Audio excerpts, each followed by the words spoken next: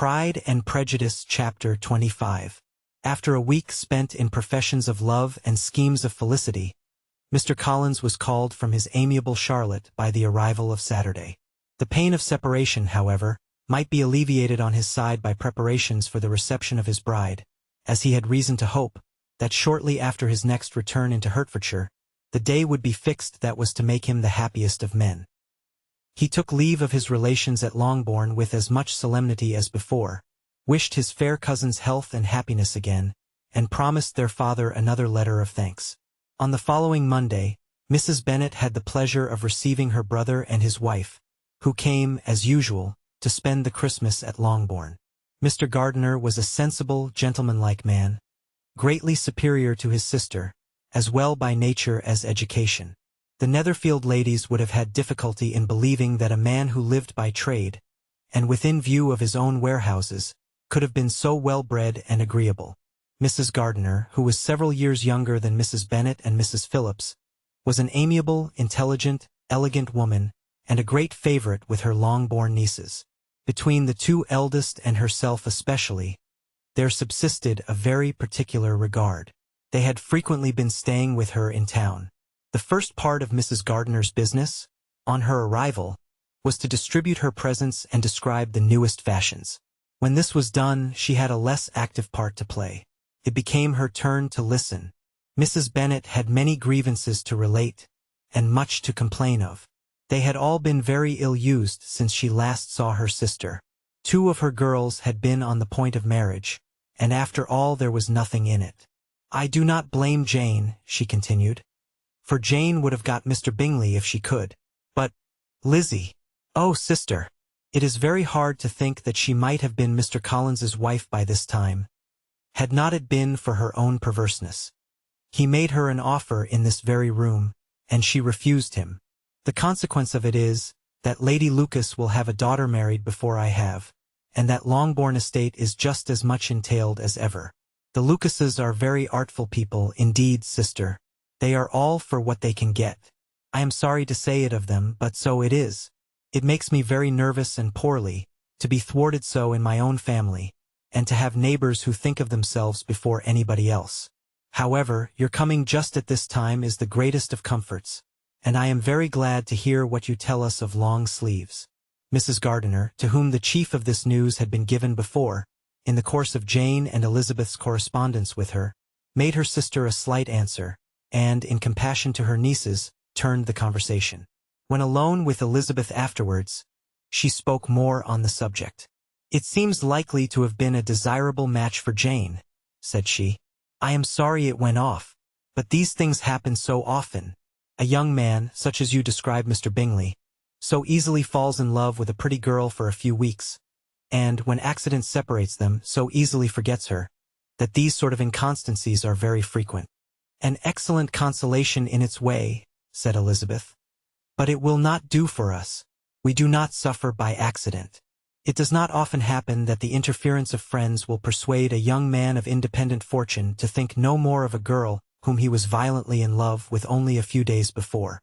But that expression of violently in love is so hackneyed, so doubtful, so indefinite, that it gives me very little idea. It is as often applied to feelings which arise only from a half-hour's acquaintance, as to a real, strong attachment. Pray, how violent was Mr. Bingley's love? I never saw a more promising inclination. He was growing quite inattentive to other people, and wholly engrossed by her. Every time they met it was more decided and remarkable. At his own ball he offended 2 or 3 young ladies by not asking them to dance, and I spoke to him twice myself without receiving an answer. Could there be finer symptoms? Is not general incivility the very essence of love? Oh yes, of that kind of love which I suppose him to have felt. Poor Jane! I am sorry for her, because, with her disposition, she may not get over it immediately. It had better have happened to you, Lizzie. You would have laughed yourself out of it sooner. But do you think she would be prevailed on to go back with us? Change of scene might be of service, and perhaps a little relief from home may be as useful as anything."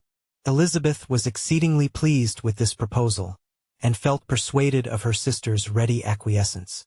"I hope," added Mrs. Gardiner, that no consideration with regard to this young man will influence her. We live in so different a part of town, all our connections are so different, and, as you well know, we go out so little, that it is very improbable they should meet at all, unless he really comes to see her. And that is quite impossible, for he is now in the custody of his friend, and Mr. Darcy would no more suffer him to call on Jane in such a part of London. My dear aunt, how could you think of it? Mr. Darcy may, perhaps, have heard of such a place as Grassetchett Street, but he would hardly think a month's ablution enough to cleanse him from its impurities, were he once to enter it, and, depend upon it, Mr. Bingley never stirs without him. So much the better. I hope they will not meet at all. But does not Jane correspond with his sister? She will not be able to help calling. She will drop the acquaintance entirely. But, in spite of the certainty in which Elizabeth affected to place this point, as well as the still more interesting one of Bingley's being withheld from seeing Jane, she felt a solicitude on the subject which convinced her, on examination, that she did not consider it entirely hopeless. It was possible, and sometimes she thought it probable, that his affection might be reanimated, and the influence of his friends successfully combated by the more natural influence of Jane's attractions. Miss Bennet accepted her aunt's invitation with pleasure, and the Bingleys were no otherwise in her thoughts at the same time than as she hoped.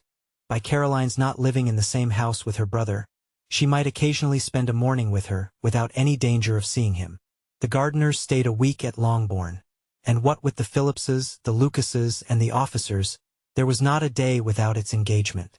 Mrs. Bennet had so carefully provided for the entertainment of her brother and sister, that they did not once sit down to a family dinner. When the engagement was for home, some of the officers always made part of it, of which officers Mr. Wickham was sure to be one, and on these occasions Mrs. Gardiner, rendered suspicious by Elizabeth's warm commendation of him, narrowly observed them both. Without supposing them, from what she saw, to be very seriously in love, their preference of each other was plain enough to make her a little uneasy, and she resolved to speak to Elizabeth on the subject before she left Hertfordshire, and represent to her the imprudence of encouraging such an attachment. To Mrs. Gardiner, Wickham had one means of affording pleasure, unconnected with his general powers. About 10 or a dozen years ago, before her marriage, she had spent a considerable time in that very part of Derbyshire to which he belonged. They had, therefore, many acquaintance in common, and, though Wickham had been little there since the death of Darcy's father, 5 years before, it was yet in his power to give her fresher intelligence of her former friends than she had been in the way of procuring.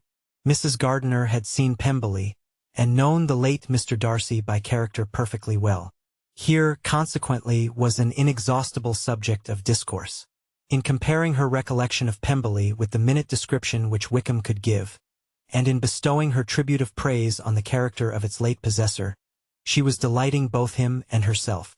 On being made acquainted with the present Mr. Darcy's treatment of him, she tried to remember something of that gentleman's reputed disposition, when quite a lad, which might agree with it, and was confident, at last, that she recollected having heard Mr. Fitzwilliam Darcy formerly spoken of as a very proud, ill-natured boy.